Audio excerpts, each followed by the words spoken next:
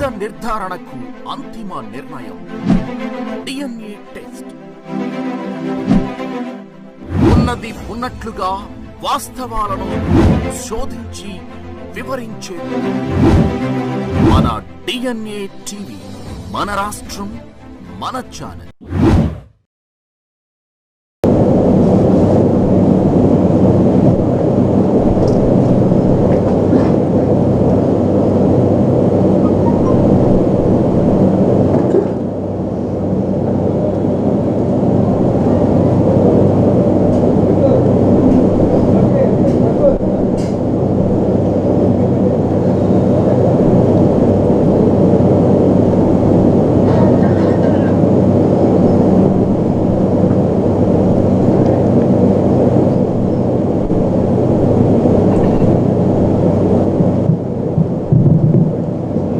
Registration అయిపోయింది, certificate ఆటోమేటిక్గా వస్తుంది.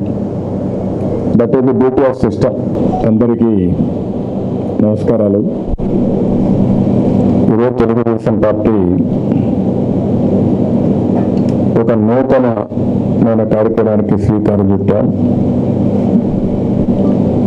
ఎప్పుడూ సమాజంలో తెలుగుదేశం పార్టీ వినూత్నంగా ఆలోచిస్తాం. కొత్తగా ఏ కార్యక్రమం తేవాలన్నా అనేక ఆలోచనలు చేసి అధ్యయనం చేసి అలాంటి కార్యక్రమాలు తీసుకురావడం తెలుగుదేశం పార్టీకి అలవాటు. అదే సమయంలో సమాజంలో అందరి భవిష్యత్తు దృష్టిలో పెట్టుకుని ఏం చేస్తే వాళ్ళకు ఉజ్వల భవిష్యత్తు ఉంటుందో అవన్నీ ఆలోచించి అనేక కొత్త పథకాలు, ఇంకొక పక్కన అనేక కార్యక్రమాలు సంస్కరణ తీసుకొచ్చిన పార్టీ తెలుగుదేశం పార్టీ. అందులో మహిళలకి తోబుట్టుల అనేక కార్యక్రమాలు చేపట్టి వాళ్ళ భవిష్యత్తు బంగారు భవిష్యత్తు చేసిన పార్టీ తెలుగుదేశం పార్టీ.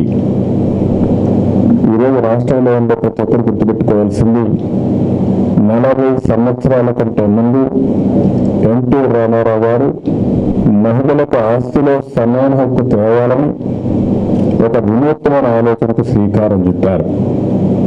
అదే సమయంలో రాజకీయాల్లో ఉన్న ప్రాధాన్యత రావాలి.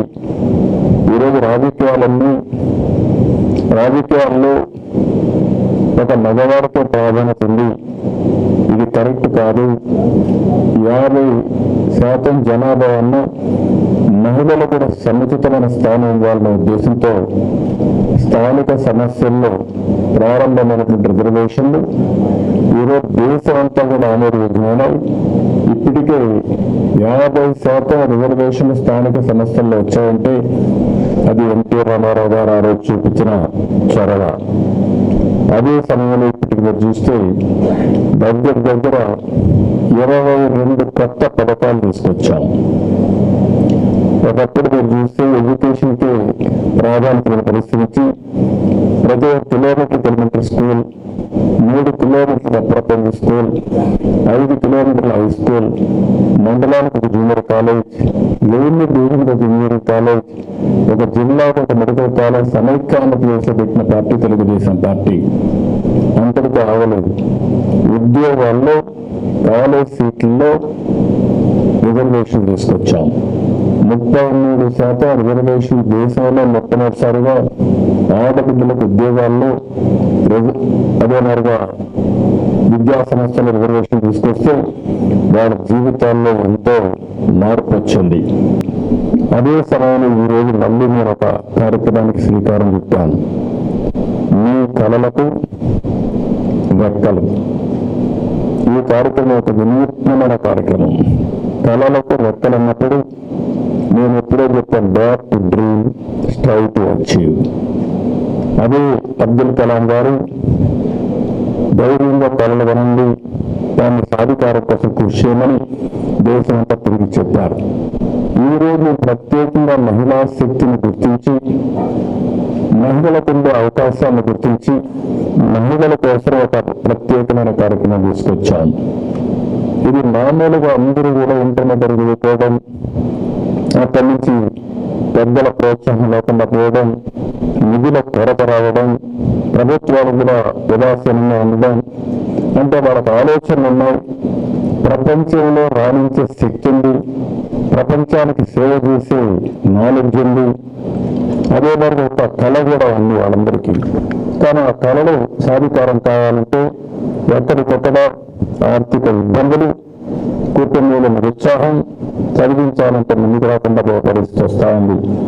అందుకే ఈ కార్యక్రమంలో చూస్తే మొత్తం ఎవరైతే ఆడపిల్లలు చదువుకోవాలనుకుంటారో గవర్నమెంట్ స్కూల్స్ కానీ గవర్నమెంట్ ఇచ్చే స్కాలర్షిప్ అని తీసుకుంటూనే ఇంకా బాగా చదువుకోవాలి, లేకుంటే శిక్షణకి వెళ్ళాలి, స్కిల్ డెవలప్మెంట్కి వెళ్ళాలి, అదనంగా నాలెడ్జ్ నేర్చుకోవాలి అనుకునే ప్రతి ఒక్కరికి ఎంత డబ్బులైనా తీసుకొని చదువుకునే విధంగా తెలుగుదేశం పార్టీ ఒక కార్యక్రమం తీసుకొచ్చాం. దీనివల్ల వాళ్ళందరూ బ్యాంకు లోన్ తీసుకుని స్వేచ్ఛగా వాళ్ళు చదువుకునే అవకాశం వస్తుంది. ఏదో స్కాలర్షిప్లు అంటే ఒక 10 కోట్లు 20 కోట్లు ఇవ్వడం, మధ్యలో దాన్ని నిలిపేయడం, వీళ్ళు చదువు ఆపేసే పరిస్థితికి వస్తున్నారు. ప్రపంచంలో బ్రహ్మాండమైన అవకాశాలు ఉన్నాయి. నాకు ఒక విశ్వాసం కూడా ఉంది. 25 సంవత్సరాల కంటే ముందు ఇచ్చిన నిజం ఈరోజు ప్రపంచం మొత్తం Telugu community highest per capital income వస్తూ ఉంది. మీరు అమెరికాకు పోయినా, ఆస్ట్రేలియాకు పోయినా, ఆఫ్రికాకు పోయినా ఎక్కడ ఒక పాష్ లొకాలిటీ ఉందంటే ఆ దేశాలు ఎక్కువ తలసరి ఆదాయం ఊరికనే వస్తా ఉందంటే అది భారతీయులు, అందులో అగ్రస్థానాన తెలుగు వాళ్ళు ఉన్నారు. ఇది గర్వకారణం. ఇందులో మళ్ళీ ఒకప్పుడు ఆడపిల్లలందరూ ఇంటికే పరిమితం అయ్యేవాళ్ళు, ఉద్యోగాలు చేసేవాళ్ళు కాదు. అంటే వీళ్ళు చదువుకోకుండా ఒక గృహిణిగా ఉండిపోయేవాళ్ళు ఈరోజు మగవారితో సమానంగా ఆడపిల్లలు పనిచేసే పరిస్థితికి వచ్చారు. నేను చాలా మందిని అనేక సందర్భాల్లో ఇంటర్వ్యూ చేశాను, ఎంక్వైరీ చేశాను. భార్య భర్త ఇద్దరు ఐటీ ప్రొఫెషన్స్ అయితే ఎవరికి ఆదాయం ఎక్కువ వస్తుందంటే పోటీ పడి సంపాదించే పరిస్థితికి వచ్చారు. నమస్తే అండి, నా పేరు తేజస్విని. ఈరోజు కళలకు రెక్కలు అనే ప్రోగ్రామ్కి వచ్చాను. చాలా హ్యాపీగా ఫీల్ అవుతున్నాను. ఆడపిల్లలందరికీ ఇది ఒక గ్రేట్ ఆపర్చునిటీ అని చెప్పచ్చు. సో ఫ్యూచర్లో ఇండిపెండెంట్గా నుంచోవాలంటే సార్ లాంచ్ చేసింది ఒక గొప్ప ప్రోగ్రామ్. సో దీని రిజిస్ట్రేషన్ వెరీ సింపుల్. లోన్స్ తీసుకున్న సార్ వడ్డీ ఇదంతా ఇస్తారు. సో ఈజీగా అప్లై చేసుకోవచ్చు, సింపుల్గానే ఉంటుంది. సో అందరు ఆడపిల్లలు అప్లై చేసుకోవాలి, ఇండిపెండెంట్గా నుంచోవాలి అనే దానికి ఒక సార్ మంచి సపోర్ట్ ఇచ్చారు. Thank you so much sir.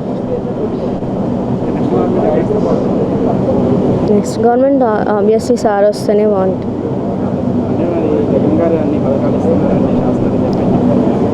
ఎన్ని పథకాలు ఇచ్చినా డెవలప్మెంట్ అనేది కూడా ఉండాలి కదా.